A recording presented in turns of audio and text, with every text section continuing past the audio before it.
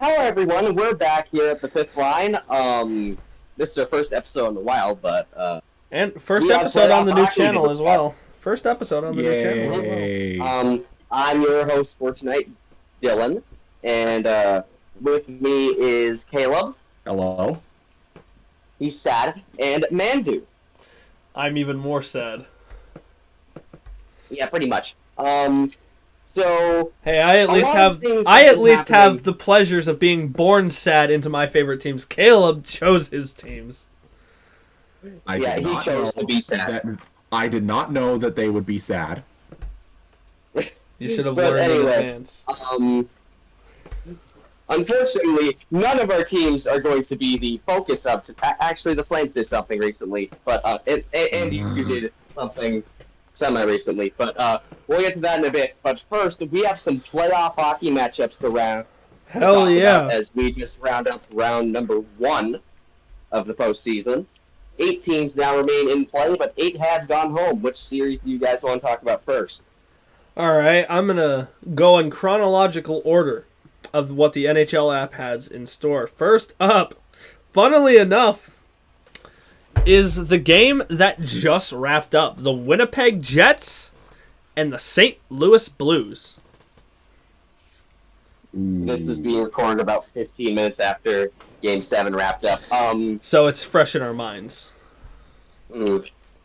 So, first off, can someone pull up the game summary for the series? Yeah, I can. So it was a 7-game series. And funnily enough, every single win was at home. So Winnipeg jumped up to an early 2-0 start since they have home ice advantage.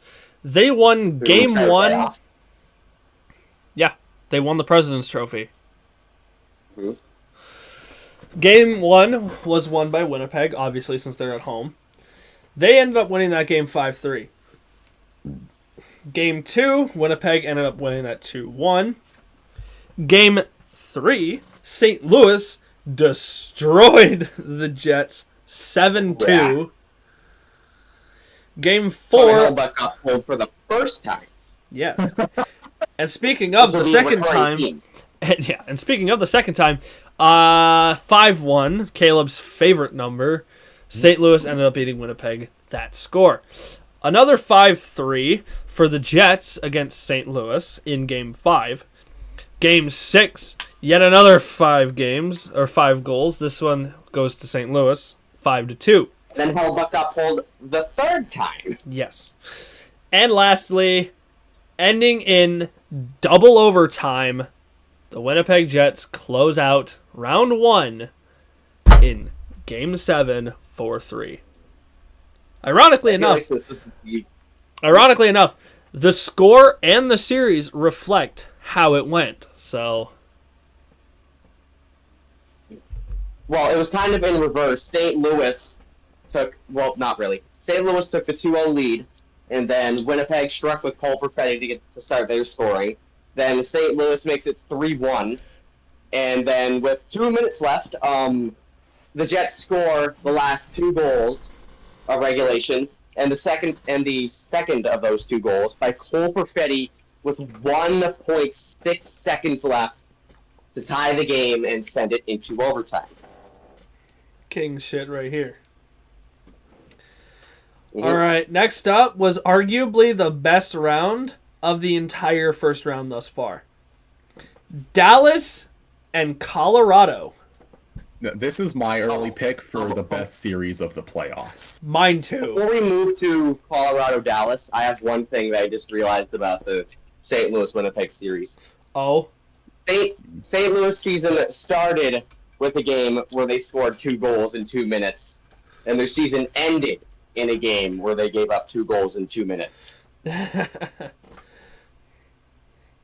goddamn. I don't think Caleb really wants to talk about that first game, but yeah. Anyway, Caleb seems like he wants to talk about Dallas, Colorado, so we'll let him do that. Yes, Caleb, I'm passing Dallas, Colorado off to you. You get to read the scores, the game summaries, all that.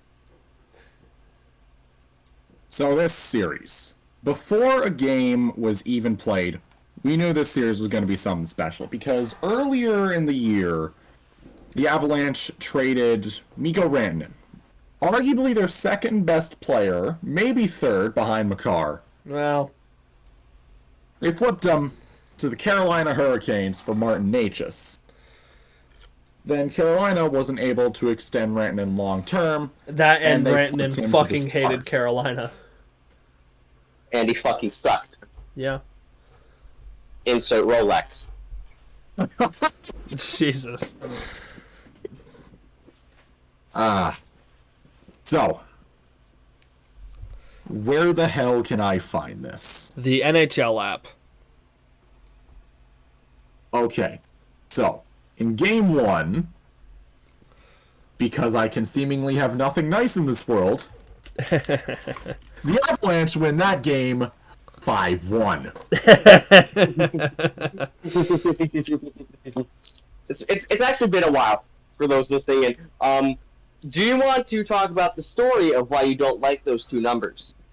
We'll talk about it later in the episode. Hold on, Caleb, before you Okay. mention that, I'm looking at this series right now. Each team flip-flopped their win. No, wait. Never mind. Am I mistaken? I thought they had flip-flopped the entire series. They did not, though, for the Nathan most part. McKinnon scored 2 goals, one of which was on the power play, one of which was into the empty net. And the Avs take game 1 in Dallas. Game 2 swung more towards Dallas's way. They picked up the 4-3 win in overtime off a goal from Kraken Right. legend Colin Blackwell. I do think that was the game where Gabriel Landeskog gave all of Colorado a boner. So Yeah.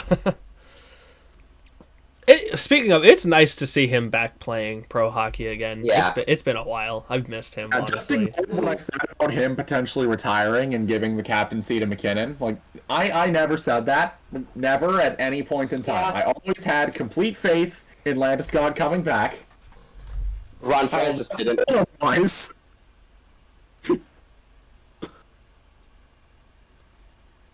So game 3. Mhm. The Avs score first, off a tally from famous woman respecter Valeri Nichushkin. But Jamie Benn scores a tip-in goal on the power play in the third period. Then Tyler Seguin ends it in overtime with a secondary assist from Mikko Rantanen. Keep that name in mind. This is a surprise tool that will help us later. Yes.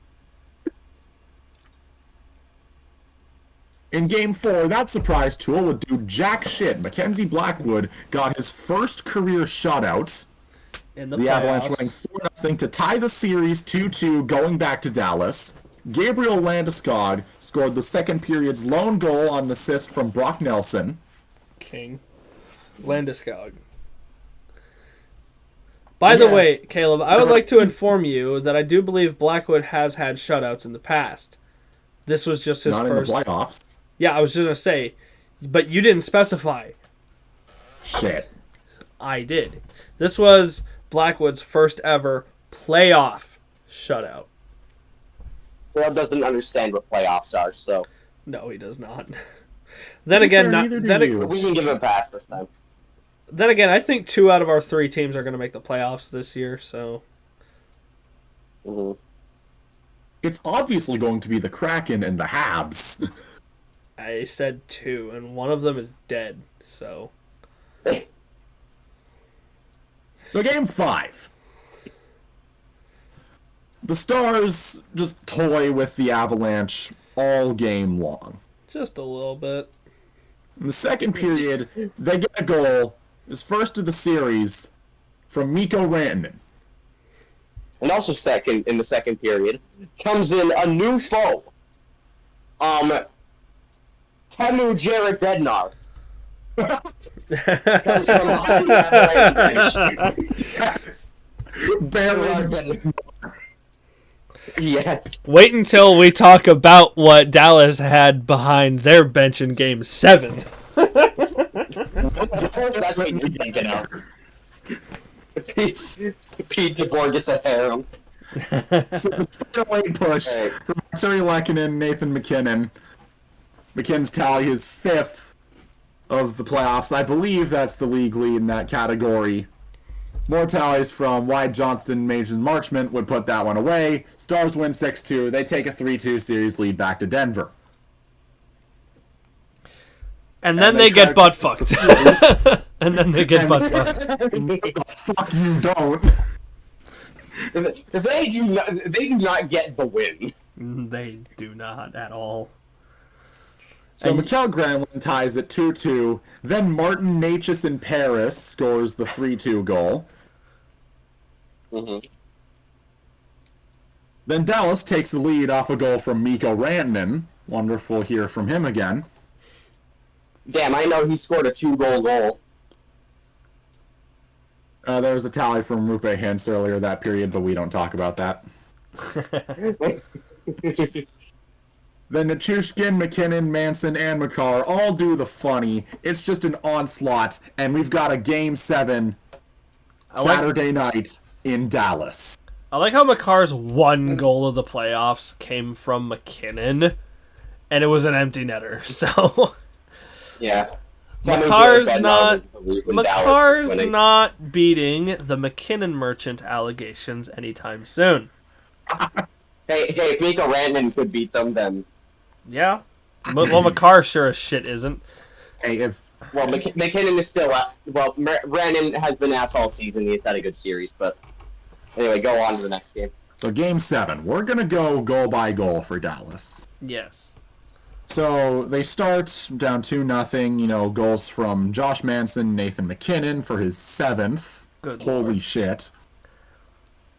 Then Dallas gets on the board with a goal from Mikko Rantanen. Twice. That's the suppressed tool. A couple minutes later, they tie it on a goal from Mikko Rantanen. 3 minutes later, they take the lead on a goal from, you guessed it, Wyatt Johnston. Rupe Hintz. Damn it! I lose. And 3 Wow, minutes that's after bugging. that, the goals come 3 minutes apart. With 3 seconds left, they get the empty net and the series winner from the former Av, Mikko fucking Rantanen. I'd like to point out the fact that the Stars only had 19 shots on goal that game. I'm pretty sure that was the only game where Mikko Rantanen had more than one goal since he was traded. Wow. And he had a hat trick. Absolute shit. All All right. Please fact check me on that, but yeah. All right, Dillon. Since we're trading series, you, good sir, get to cover Golden Knights Wild. All right, let me bring this up. Best get your handy dandy second device on you. Nah, I'm just gonna use my phone and go. All right, game 1. So they're facing the Minnesota Wild. The Minnesota Wild had a very not really that good end of the season. They were kind of, they were pretty much limping into the playoffs. Well, they were without Kaprizov. Basically, for most the of only year. reason they even got here is because the Anaheim Ducks lost talent and Calgary died. So, if Google could actually load and not Skill issue. Google. Just don't burn down LA. Or, better yet, just Damn it. use the NHL app. That might work better for you. I don't know. I am. Hold on. NHL.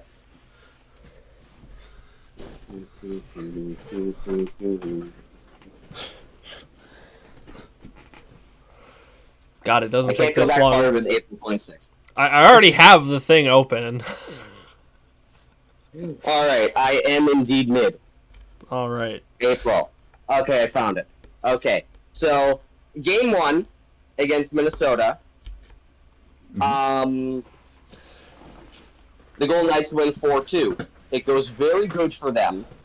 Both teams trade goals in the first. I forget from who exactly. You can check. So if I Hold could on, get let me the check. Let me check. Since I got this. all right, Caleb is coming in clutch as per usual. Game summary. Okay, yeah, here it is. Turtle and Matt Boldy. First goal of the game. First game. Matt Boldy. Okay, yeah, I don't know why this is All right, I'll read them. formatted like this, but yeah, Matt Boldy starts the scoring for Minnesota. It is 1-0, and then 2 minutes and 20 seconds later, Tomas Hertl says no and ties it up because this is from Alex Petrangelo, and Brandon Saad, who you may not have remembered, is now a Golden Knight. And in the second period, Pavel Dorofeyev, I could actually say that name right, I think, on the power play, makes it 2-1 Vegas, and that would be a lead that they wouldn't look back from because Brett Howden in period 3 would then say, no, Matt Boldy, actually first, would make it. No. Would make it. The app says it was Howden. The app said it was Howden. Brett Howden scores unassisted first, and then Matt Boldy makes it a 1-goal game again. And then Brett Howden with 1 second left. Actually, no. A power play empty netter. Empty net goal with 1 second unassisted puts the game away for Minnesota. Why was that so hard? All right. And thank you, NHL app, for not being the best. And then we go to game 2. For those who are curious, that game was on 420. Yeah. And Kaleb doesn't really like to talk about what happened the night before. Game 2 did not go very well for Vegas. They kind of got the big good night. It was 4-0 when they blinked, and then they couldn't really recover, and they had a 5-2 loss. Game 3, pretty much just copy-paste what I just said for Game 2. It was really over really fast. But this time, it was 2-0 before they figured out how to get on the board. Yeah. It was then 4-1, and then it was Jover. 5-2 again. And then now, Vegas is down 2-1 in a series to a team that barely made it here and is limping off Phil Kaprizov. And has also not won a playoff series since 2016. Yeah. So in game 4, they get the ball rolling with Shea Theodore on the power play. All right, pretty good. And then Marco Rossi ties the game up for Minnesota. All right. And then we go to the second period. Marcus Foligno, 2-1 Minnesota. Moose. Not very good. If Minnesota takes a 3-1 lead, then that's a pretty big hole to dig out of. Probably and not then in the third period, Minnesota. Yeah, in the third period, Nick Waugh saves the day for Vegas, ties it up on the power play, and then Tomas Hertl gives Vegas the lead with around 10 minutes to go.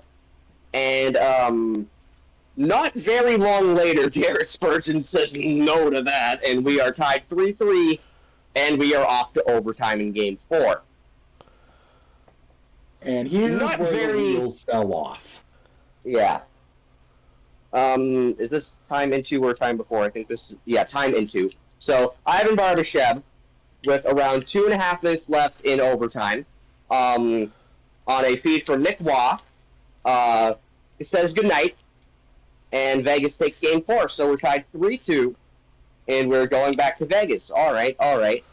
Did you just say tied 3-2? I am very, very smart. All right, Game 6. Game 5, actually. That was Game 4. Game 5. Oh, jeez. Basically, I'm not going to give the full thing again. Basically, this game also goes to overtime. And then Brett Howden, again, he's pretty much been really good this series for Vegas. Gives the good night to them. And 3-2. And also a 3-2 series lead for the Golden Knights. And Game 6, which is in Minnesota. They're going to have a huge crowd ready for them there as Minnesota tries to fend off elimination. Shea Theodore, less than 5 minutes in on the power play, gives Vegas a lead. But Ryan Hartman, with 4 seconds left in the same period, keeps Minnesota going with a game-tying goal. And then Jack Eichel, who has been seemingly fucking nowhere this entire series, scored in the second period to give Vegas a lead, which would be a lead that they would never give up. Mark Stone, the third period, gives a insurance goal, and Ryan Hartman with the last spark of life before they flatline, and that was it. Vegas moves on to the second round in 6 games, where they will face, I'm going to give this one to Mandude, the Edmonton Oilers, because they beat the Los Angeles Kings. Mandude, do you have more on that series? I do indeed. And since we all know that the Oilers are supreme lords of the NHL, I put my Oilers hat on for this occasion. Hell yeah. Now, you may see the scores for the first 2 games and say, like, oh shit, LA's gonna sweep the Oilers. They're kind of shit. Let's challenge my US. Yeah, literally, games 1 and 2 were both blowouts. At this game for the first score for game 1, it was a blowout, and then they choked, and then they blew them out again. Choked. Then they unchoked, yeah. Game 2, however, holy shit, 6-2. I thought it was over for Edmonton by then. Yeah, and then game 3 happened, and then they get 7 scored on them. Boom, boom, boom. Yeah, I believe that was the Yeah, game where... Was this the game where the dumbass GI call was put in? And then that just basically changed momentum of the series. Because... I think Wow. that was the double challenge. Yeah. The And... sequel to the double fumble. Yeah. What do you mean it was already reviewed? Review it again! The fact that Darcy Kemper, the most goals he let, the least amount of goals he let in this entire series was 2. That's sad. I'm pretty sure his GAA this season was under 2. Wow. And then for what, fucking 1, 2, 3, 4, 5 games, he let in more than 3. Good lord.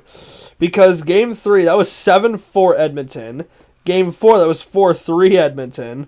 Game 5 was 3-1 Edmonton. And then game 6, which ultimately closed out the series, was 6-4 Edmonton.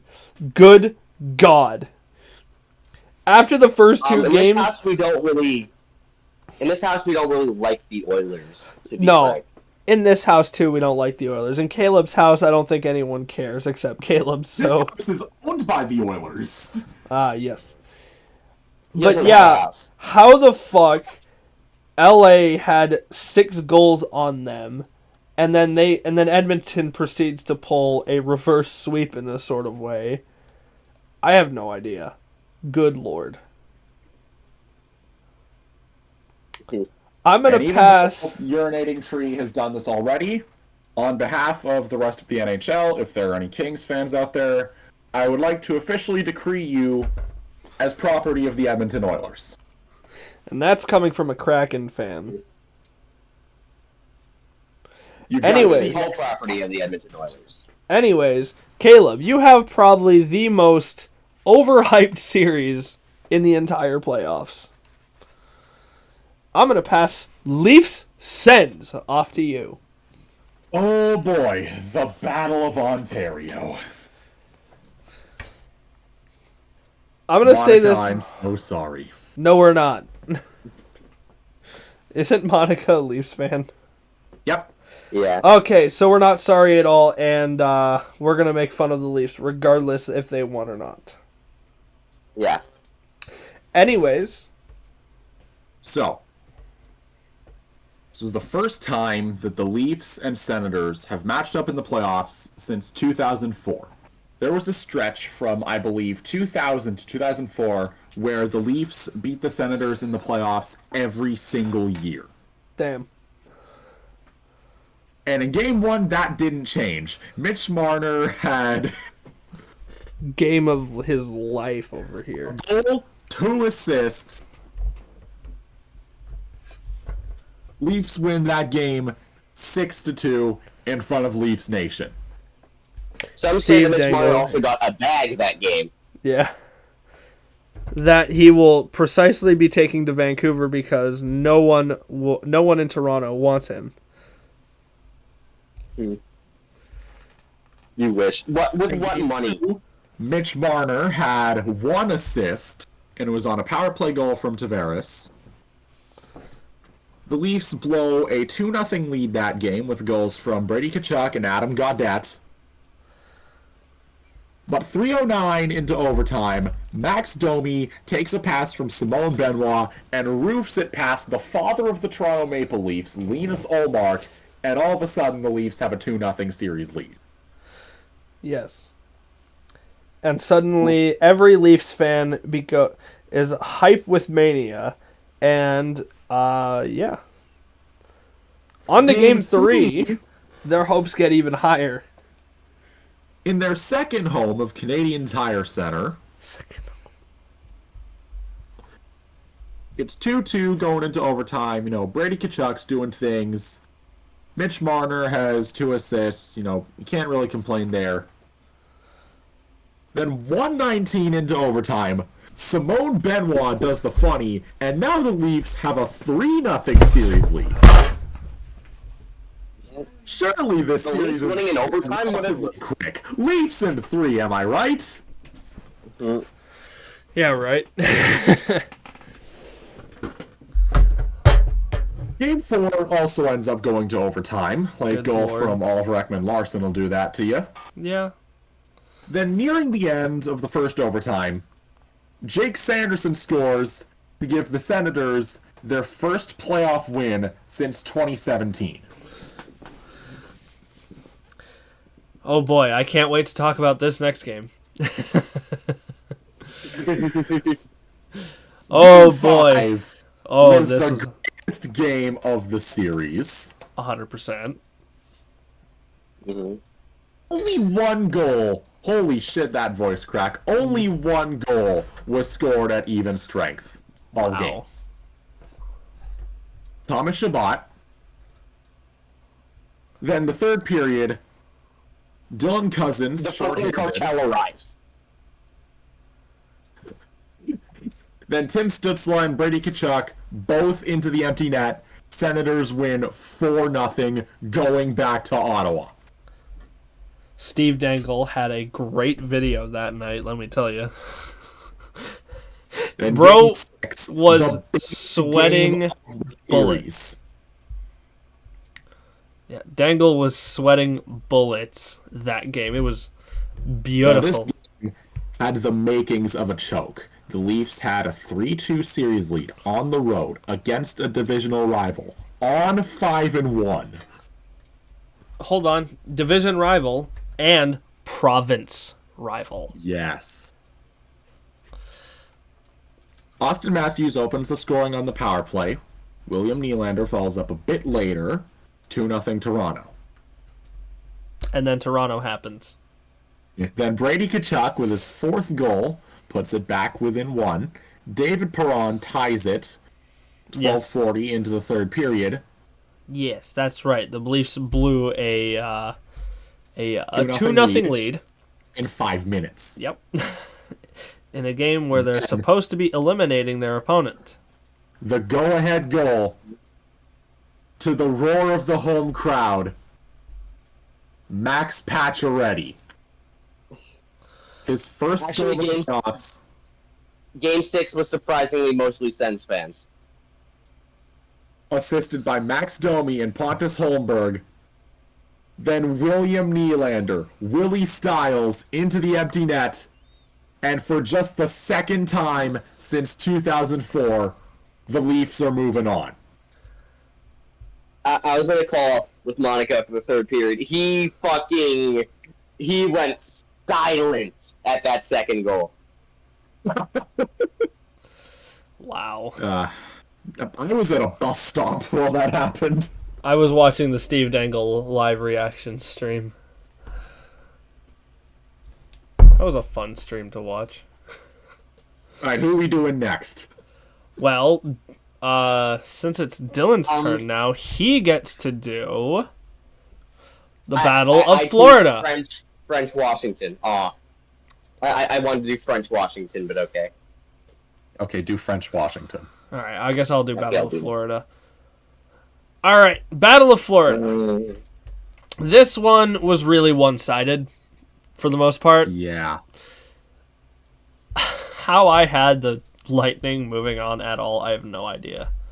Can Game you put one. a bracket on the screen? Oh yeah, here's my bracket. It's busted. It's awful. It's garbage. Ugh, not It busted great. so hard you could call it Shane Wright. Shut up. Yeah, game one, 6-2. Matty Tkachuk scored twice. Jesus Christ. And half the entire Panthers roster is getting suspended from that game, from that series. So, game 2 was a 2-0 for Florida. Game 3 is Caleb's favorite number for Tampa. Game 4, it goes back in the favor of the Panthers, 4-2. And then lastly, Game 5, Panthers win 6-3 and 4-1 in the series. And they advance to take on the Leafs. Yes. All right, Dylan, you get to do French and Satan. Russia. All right, so unfortunately, KS died before this happened, which Yeah. was very nice because I'm happy he isn't here to cover. Actually, him being here to cover this would be kind of fun, but Yes, because but of the outcome. sadly he This died is- of mid. This is the first series where Montreal could actually hold more than 10 fans in their arena since 2017. Damn. So, but we'll get there in a bit. Game 1. It goes Washington's way. They win 3-2. Game 2 goes Washington's way 3-1, and this series looks like it's going to be a fucking dribbling because Washington won the Eastern Conference, and Montreal is only here because the rest of the Eastern Conference decided to eat dick. So, but actually, in Game 3, Montreal shows some fight in them. And by fight, I mean they try to fight. They try to fight They basically try to storm the Capitol building so hard that you could call it the second coming of January 6th.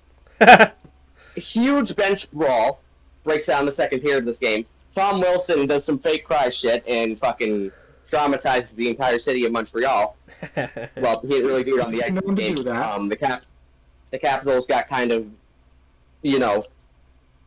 chucked out a window. They lost 6-3.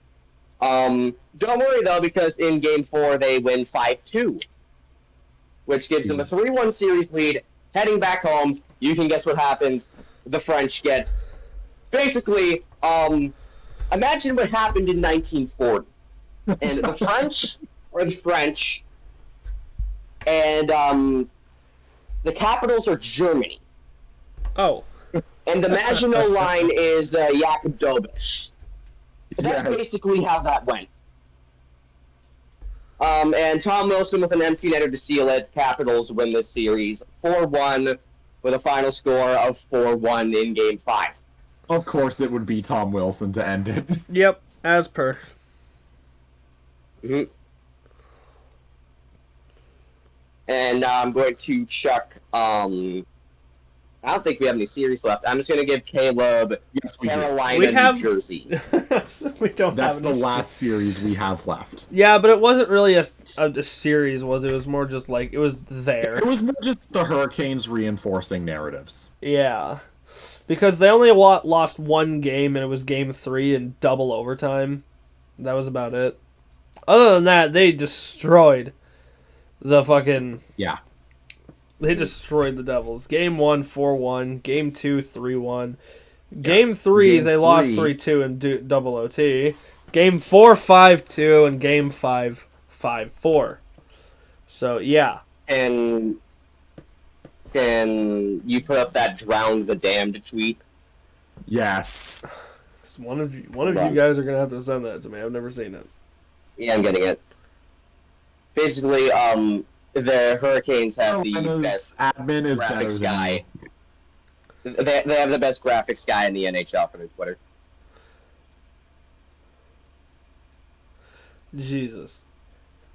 Anyways, next up, we have our round 2 previews. As if we already hadn't said them before. Here we go. Second round, we have a battle between two of the best teams in the entire league right now, between the Winnipeg Jets and the Dallas Stars. Gentlemen, who do you have winning in round 2 to advance to the Western Conference Finals? Well, I mean, no matter what happens, I'm gonna get roasted here. I don't know, man. You know what? I'm going bold. Jets in 7. Jets in 7. All right. Bold pick. Gotta respect that. Dillon. You know what? I'm gonna bring up. I'm just gonna bring up an old thing. I just think that Jake Ottinger is too good right now. Stars in 6. Yeah, I honestly Also, can't blame you on that one. That was my guess. Here's that guess. tweet. Uh, My chat. yeah, I'm gonna say Stars in 6 as well. As much as I respect the Jets, they I have the better team. They have the better team. So next up, Oilers, Golden Knights. Kaleb, you go first. Knights in 6. Knights in 6. I think all our answers are going to be unanimous here. Yeah. I'm going Golden Knights in 6 as well. Like, the Oilers are literally just 3 guys. Yeah. You. 2. Like, they're just McDavid, Draisaitl, and sometimes Calvin Pickard. Sometimes Debatably. sometimes the occasional third guy who just wants to show up. Yeah, just a guy from the rec center. Yeah, literally. All right, next. All right, Dylan. Golden Knights, Oilers, and what games? Golden Knights. All right, yeah, I was Golden gonna Knights say in 5. 5. 5, okay. Oh dang! All right, next up we're traveling east. Next up we have the Toronto Maple Leafs and the Florida Panthers. Panthers in 4. Wow! Panthers in 4. Wow, a sweep. It's Bold. Toronto. Yeah, fair, but still. A sweep? I think you gotta, at least, as much as I don't want to, you gotta at least give the Leafs some But credit. it would be the funniest thing ever. It would be funny, yeah, but... Anyways, Dylan. I'm gonna give mine. Panthers in 7. Oh! Brad Marchand series winner in overtime. You think? I'm gonna go Panthers in 6. Okay. So, last but not least, Capitals, Hurricanes. Capitals in 6. Damn, you're giving the Hurricanes that much credit. I'm saying 5. Caps in 5. Caps in 7. Wow. I just think that Carolina has an overall balanced roster, and I think they're just gonna give Washington some maturity. If they can shut down Ovechkin, that is a big loss for the Capitals. So I think Going strong. that Yeah. yeah. But when you put them against what Carolina has, I think that they could probably beat that. But I'm just saying Caps in 7 because again, Don't they have Ovechkin's Mika Rantanen? No, they have a Rolex.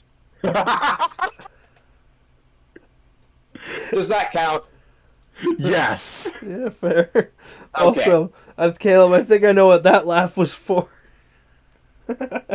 Was it the tweet I sent in the chat? No, it was the Rolex.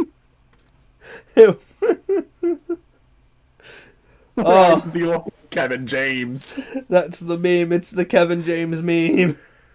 Hell yeah. Getty images. I didn't even notice that. To remove the Getty I didn't even notice that.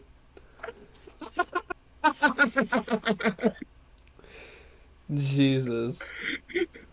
All right, we've done our preview and our review. I Now we can say, talk about our teams.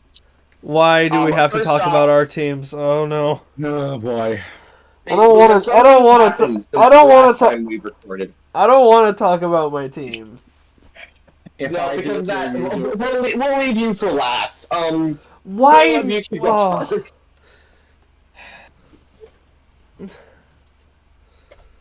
Do you want to talk about what's happened to your team recently?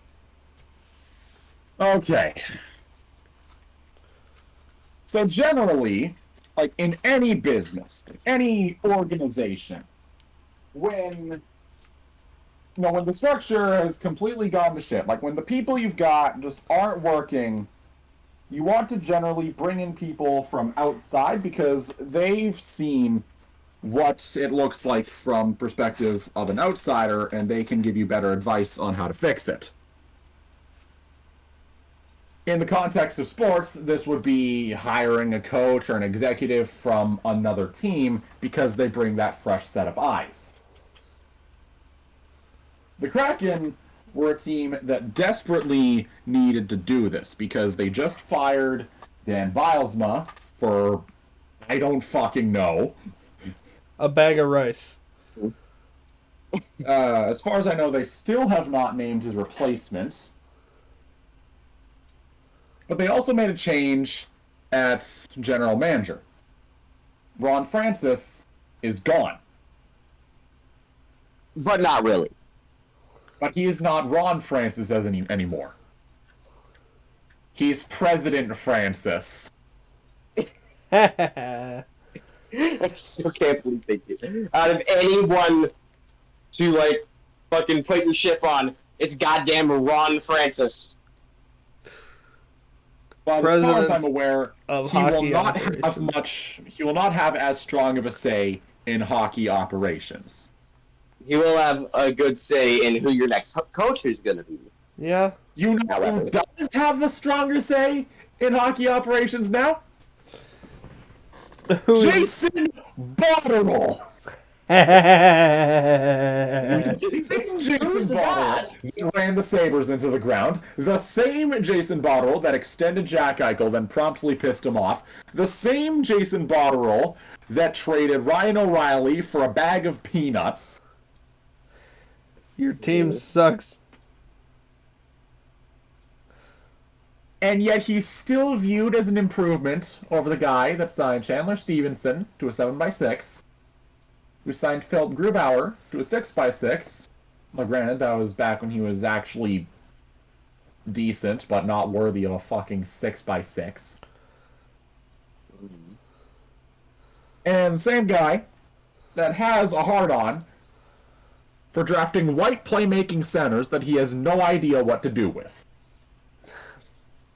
He literally views centers the same way that Ray Shero views defensemen. Like, he just sees one and he just busts. He busts so hard you could call him like an Edward Chalet. Jesus. So it's generally safe to say that the Kraken aren't having a very good off-season right now. Oh, hey, how is the coaching search going? It's still going. Speaking of coaching searches, Swear to God. speaking of We're going to coaching be first. searches, We're going to be first. We're saving you the last. For speaking of coaching searches, Oh, boy. So basically, my team is the only one of us that is actually in a good scenario right now. As in, my team isn't a dumpster fire. So the Calgary Flames, since you last talked to them, they missed the playoffs by 1 point, but they were not.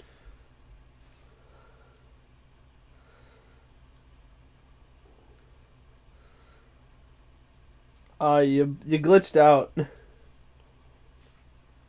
He's probably laughing hysterically or something. Oh, he's muted. Oh, he's cringe. He muted during he muted mid episode. He's mid. Mike dead. Of course it did. So basically, what my team did is they missed the playoffs by 1 point, but they were not expected to be here like at all. So I'm happy for that. They went on a high note, and their first round pick, one Zane Pareka, who we got ninth overall in last year's draft. He was called up for the very last game of the season against Los Angeles, and he and one other guy, Morton, they both scored their first NHL goals that game. Sam Morton. Oh yeah. So we're doing pretty good for ourselves, and the GOAT himself, Craig Conroy, has already extended one of our young players, Matt Coronado.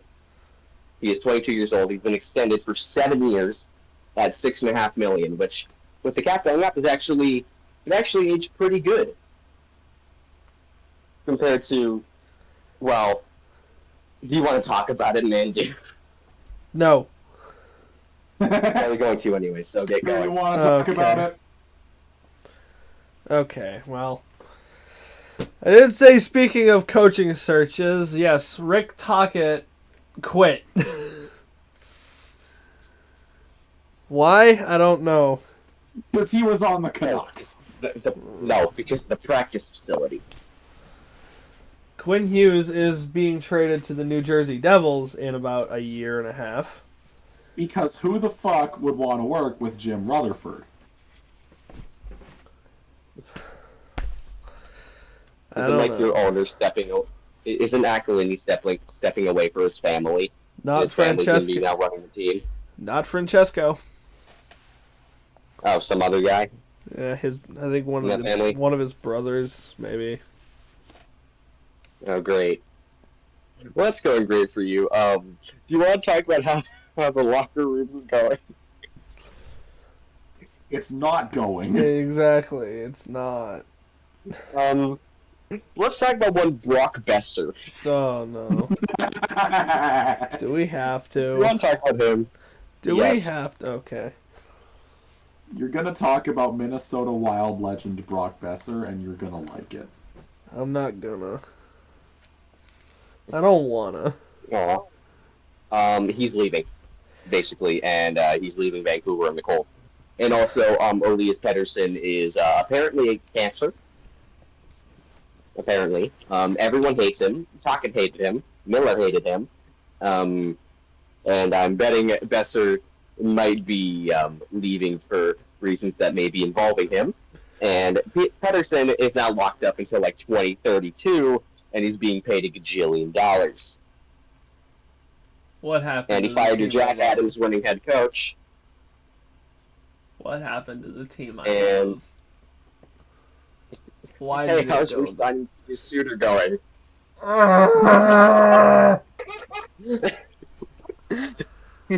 Cries in Canuck. It's Stop. Vancouver. We made a video about this already. Why are we reliving that? It's the sequel. Does it need to New be the information sequel came though? Yes. Oh, why? The Vancouver Canucks featuring the sixth line. Anyway, now they've given him sufficient pain, and also Kevin Lankkonen's extension is kicking in next year. Enjoy that. Patrick Albee has a fucking job to do this offseason. That's gonna be fun to watch.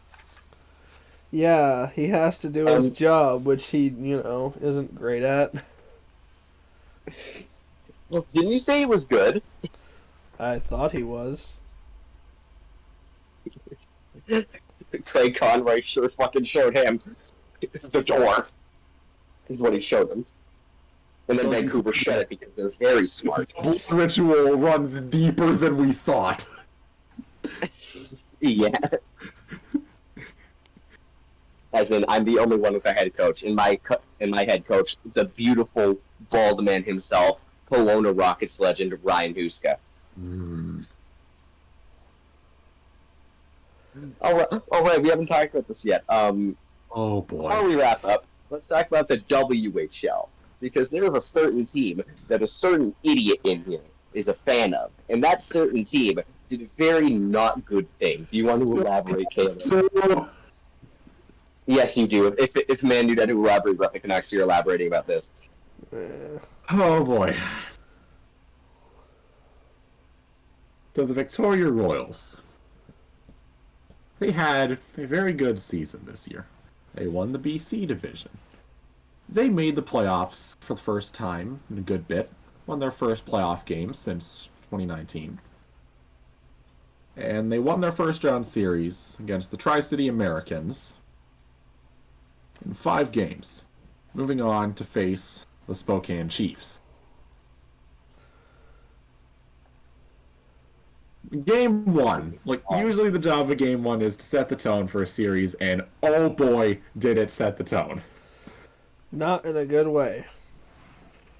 The Chiefs win that game in double overtime. I believe Rasmus Ekstrom scored the overtime winner. Yes, and all 3 of us watched that game. Mm-hmm.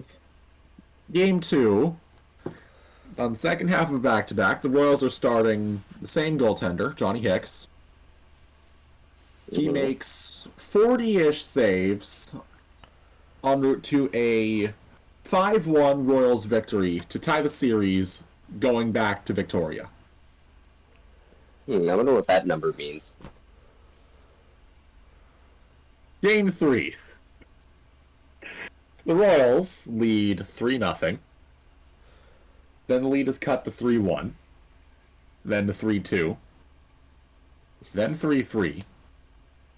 Then with 30 seconds left in the third period, Taden Trembecki scores a hat-trick goal on the power play to prevent the Royals from blowing a 3-0 lead, and all of a sudden, they're up 2-1 in the series.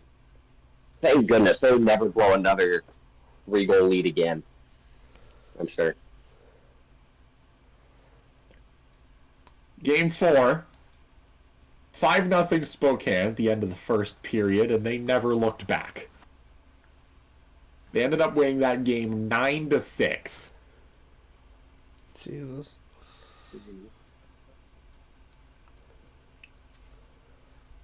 In Game 5. Oh God, Game 5. That was not a good game for us, huh? Wasn't it, Caleb? So, entering the third period, the Royals are up 4-1. 6 shots in the last 40 minutes intensifies. Shortly into the third period, the Chiefs cut the deficit to 4-3. I'm watching this after I come home from work. My anus is firmly clenched. Then Berkeley Catton scores the tying goal with 2.5 minutes to go. And we go to overtime. Then Andrew Crystal, the guy who was on the Kelowna Rockets at the start of the year, scores the overtime winner with 2 seconds left in overtime. Man. And there was nothing special about the day that game was on. Absolutely nothing related to deep trauma. It was completely fine, purely incidental. Nothing of note came of it. Yeah, like nothing happened. Like surely nothing happened like 8 years ago on that same day to a player that was is a former Kelowna Rocket with the numbers 2-0 and a decimal in it. Surely nothing bad would have happened in Victoria on that day 8 years ago. On that side of the ice. In overtime. But anyway, there's still another game to be played. Maybe 2. 3 days later, in Game 6, nope. It ends up going to overtime. I'm pretty sure it was 4-4. Brendan Lazowski tied it late. Bro was fucking amazing for the Royals this season. Mm-hmm. One overtime does nothing. So for the first time since game 1, we're off to double overtime in Spokane. Mm-hmm. And who else scores the series winner but the Washington Capitals prospect, Andrew Crystal? Um. Hmm. I also want to amend something. How many games do you lose in regulation this series? 1. And you lost in 6. Yeah. How many overtime games did you win? 0. What was your It was- record in overtime? 0-3. 0-2 in double overtime. Jesus Christ. You might have the least clutch team to exist since the Toronto Maple Leafs.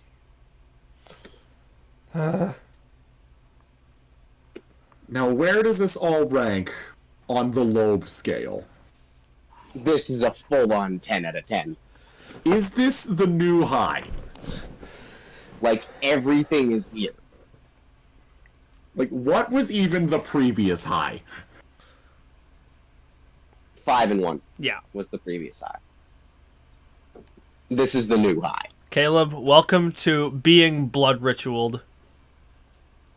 Oh, right. Oh, yeah, The blood ritual part 2 that I did before Game 5. Yeah, which happened before Game 5. My nose just started randomly bleeding. I'm gonna So cut I your brought up fucking the jersey. nose off. Was it the Just same start jersey? bleeding more. Yes, it was. Oh my god! Goddamn. The first time I used the arm, this time I used the crest. If I had a nickel for every time Dillon bled on his jersey and cursed one of me or Caleb's franchises, I would have 2 nickels. Which isn't a lot, but it's weird that it happened twice, right? Technically, both of them happened to you. Oh. It's just that I got caught in the crossfire of the second one. Well, if you got caught in the crossfire, then I'm giving that one to you. Welcome to being blood ritualed. How's it feel? Pain. I have Tylenol on my desk. Do you want one? All the Tylenol in the world isn't going to stop the pain. I need ammonia. Jesus. Yeah. So you can stop watching this fucking team. Alright, well. I think that about covers it. I was having a good day before this. I wasn't. Good. I had to watch the Texas Motor Speedway race. That automatically disqualifies any good day I had. Hey, Eric Jones got top 5. Didn't he? I'm Yeah. happy. Austin Chase Dillon got Briscoe 10. wrecked 50 laps in and finished 27th. Skill issue, just don't wreck. Well, I'm sorry, it's Texas, and the bump in turn 4 was kind of treacherous today. How many cautions did we have? You finished with a worse position than Eric Jones. No, you finished with a worse position than Ty Dillon. He got 12. My driver's car had damage. Skill issue. Ty Dillon has brain damage. You have damage. Yeah. I'd say damage takes over brain damage.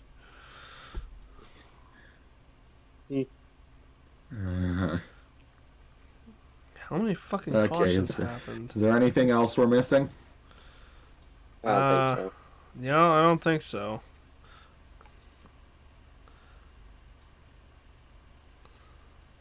Okay, Dylan, you got any There were closing thoughts? 12 cautions. There were 12 cautions. No, not really.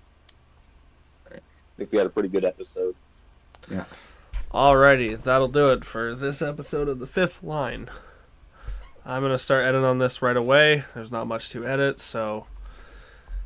Well, first episode on the new channel, guys. What are we thinking? Hell yeah. I'm saying pretty good. Yeah. Alright, I've been Man Dude. I've I've been victimized. You've been victimized. Shut the fuck up. My rabies is spread to the teams. Yes. The bleeding on your jersey has spread the disease to our teams. Good lord. Alright. Yay! This has been The Fifth Line. Sorry for no intro today. We're just cutting right into the chase. And we'll see you in the next episode, whenever the hell that is. See you next time. Podcast out.